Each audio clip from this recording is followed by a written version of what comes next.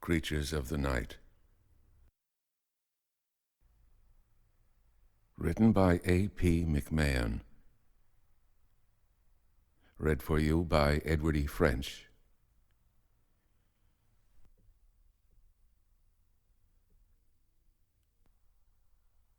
Harrison himself would not tell you this story. Right after it occurred, he could think and talk of nothing else. His friends found it so incredible that he was suspected of mental unbalance, and only after he resolved to avoid discussing it was he set at liberty. But the friends of his youth have all passed beyond now, and to me, as his trusted confidant, he one night told the story in detail. Harrison had for years held a famous chair at one of the foremost Eastern universities, and I shall repeat his story as accurately as I can remember it, trying to let him tell it in his own way and leaving out the quotation marks. Needless to say, he will probably deny that this story has anything to do with him, even if you ask him. Imagine us, then, comfortably seated in the professor's dimly lighted study. Before us an open box of cigars, with a bottle of the scholar's carefully hoarded stock of pre-Volstead nectar. The varicolored bindings of the thousands of books which line the study walls are reflected softly in the dark recesses of the room. Professor Harrison is telling me, in his even, cultured voice, the story of the terrors by night. Hair-raising adventures right here in New Harbor. You might not think it possible, perhaps, but I know. There are times when the dark and malicious forces that hide behind the veil of nature come forth, free to assault and lay waste the minds of those whom they chance to meet. There are many persons who could tell you stories as strange as that which I am telling you, but they are afraid to. And those who have not had any such adventures are even more afraid that they may some night themselves meet such weird beings. Just as we put murderers and dangerous criminals in jail, or even execute them, so we thrust those who have seen the terrors by night into asylums and other institutions. By keeping out of sight those who have actually seen the terrors, we hope to deny their existence and forget them. I love the night.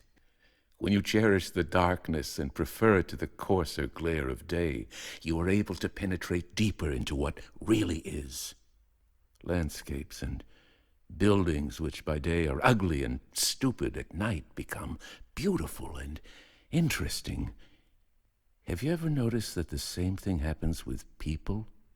Faces and forms that would never win a second glance on the street at noon become mystical and immensely important as they vaguely move through the nocturnal shadows. The poetic and imaginative creations that spring from the brains of writers turn into realities and take visible form before our eyes. It was a calm night early in June, many years ago, when I suddenly awoke after a few hours' sleep. From my childhood days, I've been able to sleep soundly only after dawn, not before it. During the hours when the sun deserts this hemisphere, my thoughts race along eagerly as they never do in broad daylight. I was as fully alive and awake as it is possible for a poor human being of ordinary flesh and bones to be. The air was miraculously still, and the trees outside the dormitory windows were as motionless and rigid as if they were enclosed in a dome of glass or had been frozen stiff. That very day I had successfully passed my examinations for honors. To be sure, I was never a student to whom learning comes easily. It was always a hard struggle for me to master a deep book, but I was resolved to be a scholar, and I had, by dint of intense and prolonged study, come out at the head of my college class. I need not tell you, who have studied under my direction, what degrees and honors have come to me since I concentrated in a field of science in which I am called by many of my colleagues the most learned of living men. That night, I repeat, I had come home from a little party of friends who had assembled to congratulate me on attaining the head of the class. It had been a very quiet party. After, we all had a few bottles of wine and a very substantial dinner. We were limited in funds and not able to carry dissipation very far. I had reached my dormitory at about 11 o'clock, and soon after I had dropped off to sleep. Then I suddenly awoke, as I just stated, and at once noted an extraordinary sensation of clearness and calm in the atmosphere. There was a feeling of suspense, of expectation, something like holding your breath and wondering how long your lungs and heart can take it. I glanced at the clock, whose face stood out visible in the moonlight, and noted that it was 5 after 1. I felt an insuperable desire to go out, to run and race my shadow in the moonlight. Somebody seemed to be calling me, and I felt that my presence was urgently required somewhere. The compulsion to arrive at the classroom that I feel whenever the hours of my lecture arrives was never more irresistible. I knew that I was tired and ought to get a good rest in preparation for the trials of commencement day. But I could not withstand that summons. Follow it I must. Out there, in the silent, silvery moonlight, I was wanted. I could not linger or hesitate longer. Not a leaf was stirring when I finally dressed and went out. There was nobody visible anywhere about the college campus. As soon as I began to walk, I felt imperceptibly guided. I knew where I must go. It was not this vicinity, but a mile or more beyond the town, to a half-developed park where young folks sometimes wandered to spoon on warm summer evenings, but which would be quite deserted at this hour. The wide sweeping elms that adorn this part of the country seemed to open an avenue straight to the place where I should go. I hardly noticed the streets and the country roads along which I passed in haste, but these giant plants that have weathered the years and seen thousands of human beings scurry by only to disappear while they still survive, were aware of me. They watched me in awe and amazement as they drew back their mighty arms and made way for me. Even so, I was bathed and drenched in a shower of peace and happiness. The obscurity of the cloudless night was soft and delicate. The moon looked down upon me with interest and marked each step of mine. My shadow swung its arms wildly, dangled its legs, doubling and twisting its head as it fell on a smooth stone wall or fluttered along in the wagon ruts. At last I reached the park. For a moment I stood undecided. In the distance I heard a sound. It was like the muffled, pleading groan of somebody moaning in his sleep, filled with a strange, unknown distress whose nature we can only surmise. It must be there, I thought. All this time I was not afraid. I was protected and enveloped in an armor of confidence. No doubt something illuminating and potent would be revealed to me that night, though how or by whom I knew not. I hurried on. The spot whither I turned my steps was in a gully, where the sand and clay had been washed out by a flood some years before, and the rough underbrush and bushes had never been able to hide the yellow and red undersoil that gleamed through the thick surrounding sod like a bleeding wound. Tales had been told of curious events noted by late passers-by in this remote and solitary spot. The headless body of an unclothed infant had been found here one morning. It was said that unsuspecting lovers loitering here had several times seen a headless, childlike form feebly stretching out its arms to them in the moonlight, a sight from which they had fled away in terror. But after the flood, which had torn out the scarred hillside, a tiny skull had been discovered and decently buried, after which nothing unusual had been observed, probably because the spot was avoided. While I had been somewhat interested in the supernatural, the subject was of only slight importance in my studies. and I had reserved it for leisurely reading at some vacation period. I neither believed nor disbelieved at that time, and I was not afraid. It was rather darker than elsewhere at the entrance to the glen. My foot slipped several times as I cautiously descended its sloping sides. When I reached the bottom, I was disconcerted to note that even the grassy plains of the park had become gloomy. Although I had not seen a single cloud in the sky to threaten the moon's dominion of the heavens, something had happened. A great purple-black curtain had been drawn up across the skies and extinguished the moon and its light. In the midst of this gully there was the battered trunk of an elm that stood almost overturned, with knotted and twisted roots, some interlaced and twined, like the snakes in the head of Medusa, some pathetically projecting like the stumps of a maimed and crippled human form. As I slipped and staggered among the roots and stumps, I was suddenly stopped. My foot was caught, jammed in between the roots, I supposed, and I attempted to pull it away, but I could not disengage myself, so I stooped down to get a nearer view. A huge hand, sickly white with knotted blue-black veins standing out on it, was gripped about my ankle. I looked closer and saw a long arm, angular and rigid like the arm of a tarantula, lying on the ground, leading to the shoulder of a thick-set form whose features I could not clearly perceive.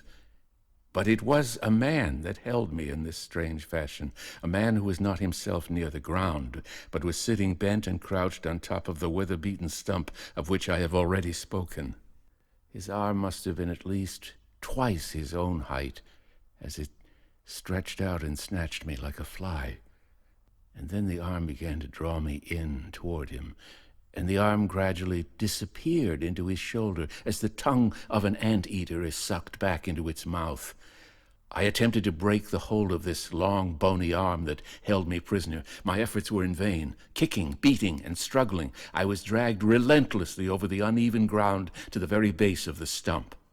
There I lay for a moment, exhausted, too surprised and shaken to know what I ought to do next. I was cut and torn by the stones and sharp branches over which I had been irresistibly pulled, and I felt the blood beginning to trickle down my cheeks, but I did not cry out or call for help. I knew that would be useless. Nothing happened for a second or two. The huge, repulsive hand held me in its close grip and made no further move. I wondered if some fierce bird of prey would sweep down through the trees from the opaque sky and begin to rip out my vitals or pick my skull. Something unimaginable was, I felt, about to happen. Nothing occurred for a second or two, but presently a shape appeared, a large, indistinguishable shape at first, creeping, slipping and sliding painfully along the ground through the underbrush. There was a noise of crackling and breaking as it came along, demolishing the upstanding twigs and brush in its way. It progressed like a sloth, its head close to the ground, parting as best it could, clumsily and awkwardly, the undergrowth in front of it. The thing was large and round, and when it drew near enough, I saw that its nails were long and sharp, like those of a bear, and although its hands were calloused and gnarled, they looked human. Over its face hung a thick curtain of tangled, meshed hair, and its whole body was a mass of hair matted with leaves and mud. As it came near, the repugnant being lifted its head, shaking back the hairy mane. It had a small, circular mouth, and it puckered up its thick, bright red lips. It lifted its face toward me, sniffing suspiciously with a nose so flat against its face from pushing along the ground that there was scarcely a sign of nostrils. I gazed, fascinated, and looked for its eyes. It had a slight trace of a forehead, but eyes there were none. I'd been so terrified by this strange monster that I did not at first observe that still another being had approached me. It was coming from behind the tree stump, but I had seen enough to know that the unbelievable thing that crawled along the earth on its belly was, or had been, human. The third being then came nearer. It was tall and slender, moving with a gentle grace, like a tall flower swaying in the wind, while the other two were of an odd hue, like the bark of a storm-stained tree. This was a pronounced green. The point that interested me most about this creature was its face. It was calm and dignified. I could see it clearly and definitely, although everything else was veiled in mist and damp, penetrating gloom. Her eyes were downcast, and a smile lingered on her lips, so faintly pink, although her cheeks were pale and transparent, as if they were molded of wax. This was a real human being, I thought. She seemed to be unaware of me. She came nearer with a delicate step, the soft green draperies fluttering about her like mossy streamers hanging from the branches of some southern forest. But she did not seem to see us. Never once did she lift her eyes, nor did that sweet smile vary. Nevertheless, she made her way directly to me and then placed one long, slender hand lightly on my arm, without once looking up. With the other hand, she made a gesture as if to arrange her flowing hair or smooth her pale, waxy cheeks. Then I saw her face begin to revolve like a door on its hinges. Her delicate, beautiful hands opened her waxy face as one might the door of a clock. Within was a grinning skull with dark, clotted fragments of ligaments and blood vessels stretched across it, cradled as the vast masses of the ocean bed imperceptibly rose and fell. Once I came to, and seeing nothing in the darkness, I pressed my fingers close to my eyes. They were warm and smelled salty. They were covered with sticky blood. Whether my own or that of another, I could not tell. One morning, months later, as I soon found out, I awoke to find that the sun was streaming in through the half-open window and the curtains were making fluttering patterns of light on the bedspread. Some people came in, and I tried to tell them exactly what I had witnessed and been through, but they only looked pained and disturbed. I was surprised to find the weather so very warm, and at last discovered that the summer was well advanced into August. One day, a classmate, of whom I was very fond, came to see me, and I told him what had happened. He listened quietly and sympathetically to what I said. "But take it from me," he commented, "they will keep you locked up here just as long as you think and talk about that. You and I know how strange and how evil those vile beings are that come abroad at intervals in the night. But I advise you to do all you can to forget them and say nothing more about them to anybody."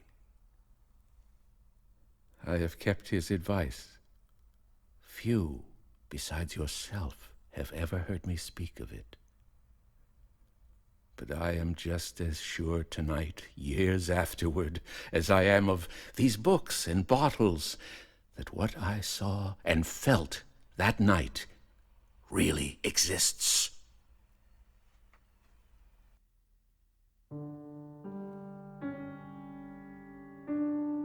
Creatures of the Night, written by A.P. McMAHON, told to you by Edward E. French.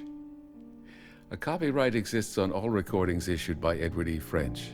Inquiries should be addressed to email edwardfrench06@hotmail.com. Good night. Pleasant dreams.